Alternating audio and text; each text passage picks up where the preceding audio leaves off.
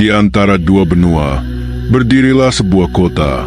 Satu titik di peta yang telah menjadi saksi lebih dari 1000 tahun sejarah manusia. Ia tidak hanya kota, ia adalah simbol, ia adalah benteng, ia adalah Konstantinopel. Namun pada suatu pagi yang sunyi di musim semi tahun 1453, sejarah mengetuk gerbang kota itu. Dengan langkah pasti datanglah seorang pemuda, bukan sekadar pemuda biasa, tetapi seorang raja muda berusia 21 tahun yang membawa warisan Islam, obsesi ilmu pengetahuan, dan impian yang diwariskan sejak masa Nabi Muhammad. Konstantinopel akan ditaklukkan. Sebaik-baik pemimpin adalah pemimpinnya, dan sebaik-baik pasukan adalah pasukannya. Inilah kisah tentang ambisi, iman, dan keberanian yang mengubah wajah dunia selamanya. Mehmed lahir di Edirne, ibu kota Ottoman saat itu, pada 30 Maret 1432. Anak kedua Sultan Murad II ini tidak dilahirkan untuk menjadi penonton sejarah. Sejak kecil, ia dikenalkan pada bahasa Arab, Persia, Latin, dan Yunani. Ia mempelajari Al-Quran, strategi perang, matematika, filsafat, dan teknik pengepungan. Tapi di balik semua pelajaran itu, ada satu impian yang ia simpan diam-diam di hatinya: menaklukkan Konstantinopel. Setiap malam, Mehmed meneliti peta. Ia belajar tentang ekspedisi gagal bangsa Arab, tentang kekuatan tembok Theodosius, dan tentang kekuatan api Yunani. Tapi di balik semua itu, yang paling membekas adalah sabda Nabi, yang menjadi bahan renungan sekaligus panggilan takdir. Di usia 12 tahun, ia sempat naik tahta. Namun kondisi politik memaksanya mundur dan sang ayah kembali memimpin. Tapi kegagalan itu bukan akhir. Itu adalah gemblengan. Di usia muda, Mehmed telah belajar bahwa untuk menaklukkan dunia, ia harus lebih dari sekadar raja. Ia harus menjadi legenda. Konstantinopel bukan kota biasa. Didirikan oleh Kaisar Konstantinus Agung pada tahun 330 Masehi. Kota ini adalah jantung Kekaisaran Romawi Timur. Tembok Theodosius menjulang tinggi, dilengkapi parit dalam dan 3 lapisan dinding setebal puluhan meter. Di dalamnya, berdiri Hagia Sophia, bukan hanya gereja, tapi simbol kekuatan spiritual Kristen Ortodoks. Selama ratusan tahun, kota ini telah menolak semua serangan oleh bangsa Arab, Rus Kiev, dan bahkan Perang Salib. Bahkan ketika kota-kota besar seperti Yerusalem dan Alexandria jatuh, Konstantinopel tetap berdiri. Namun pada pertengahan abad ke-15, kota ini tak lagi perkasa. Penduduknya menurun, ekonominya lumpuh, kekaisarannya tinggal bayangan masa lalu. Kaisar terakhir, Konstantinus XI, berjuang sendirian. Ia bukan pengecut, tapi ia tahu jika bantuan tak datang, kehancuran tinggal menunggu waktu. Begitu naik tahta lagi pada 1451, Mehmed langsung bersiap. Ia membangun benteng Rumli Hisar di sisi Eropa selat Bosporus, tepat di hadapan benteng tua Anadolu Hisar di sisi Asia. Selat pun dikunci. Segala bantuan laut ke Konstantinopel diputus. Kemudian datanglah Orban, insinyur asal Hungaria yang kecewa karena ditolak oleh Bizantium. Ia menawarkan teknologi mutakhir, meriam raksasa sepanjang 8 meter dengan peluru seberat 600 kg. Meriam itu membutuhkan ratusan orang dan puluhan kereta untuk mengangkutnya. Berapa tembok yang bisa menahan ini? Tanya Mehmed. Tak satu pun, tuanku, jawab Orban.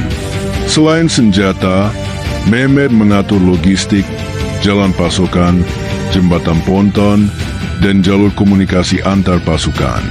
Ia juga menyatukan para ulama dan komandan. Bagi Mehmed, ini bukan sekadar perang. Ini adalah misi suci. Pengepungan dimulai. Gemuruh meriam mengguncang bumi, memecahkan pagi yang damai. Dinding kota bergetar. Setiap malam, pasukan Bizantium memperbaiki kerusakan dengan batu dan tanah liat. Mehmed pun menguji segala kemungkinan. Penyerangan langsung, penggalian terowongan bawah tanah, bahkan serangan laut. Namun kota bertahan. Ada satu kekuatan tersembunyi, keyakinan spiritual. Penduduk Bizantium mengadakan misa di Hagia Sophia setiap malam, meyakini bahwa perawan Maria akan menyelamatkan kota.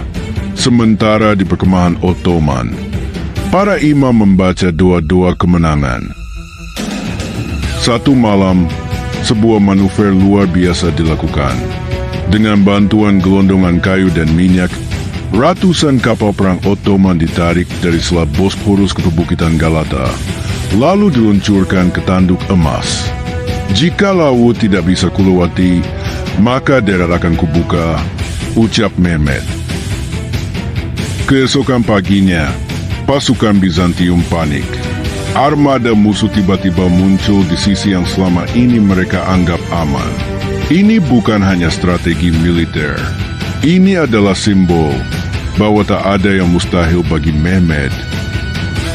Setelah 53 hari yang melelahkan, Mehmed memutuskan hari ini adalah akhir.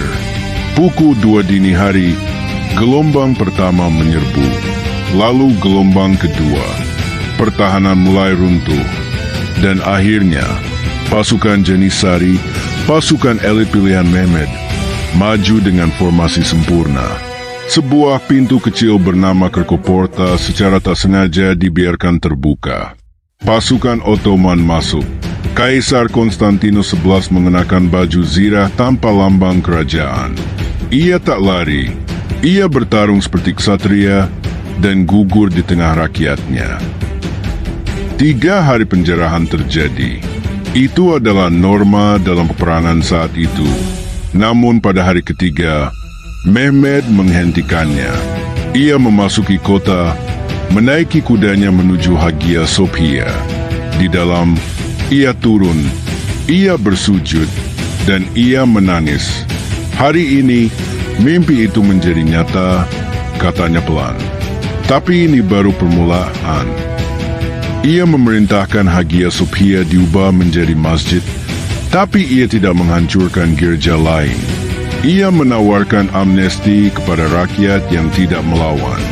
Ia menyambut para ahli, seniman, dan cendekiawan ke dalam kekaisarannya. 29 Mei 1453 bukan hanya akhir sebuah kota. Ia adalah akhir dari Kekaisaran Romawi Timur yang telah bertahan selama 1123 tahun. Dunia berubah. Jalan perdagangan berpindah. Zaman pertengahan pun resmi berakhir.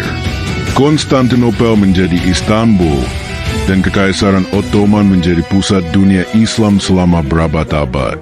Dan Mehmed, ia menjadi legenda, dikenal sebagai Mehmed Al-Fatih, sang penakluk. Penaklukan ini bukan hanya soal pedang dan meriam, tapi soal mimpi, soal keberanian, soal keyakinan seorang pemuda bahwa takdir besar tidak dijalani oleh mereka yang biasa-biasa saja. Mungkin dunia hari ini masih menunggu sosok seperti Mehmed, yang tak hanya membaca sejarah, tapi menuliskannya. Kalau kamu suka kisah sejarah seperti ini, klik tombol like dan subscribe agar kamu tak ketinggalan cerita-cerita hebat lainnya. Karena di zaman bertutur, setiap masa punya ceritanya, dan setiap cerita layak untuk dituturkan kembali.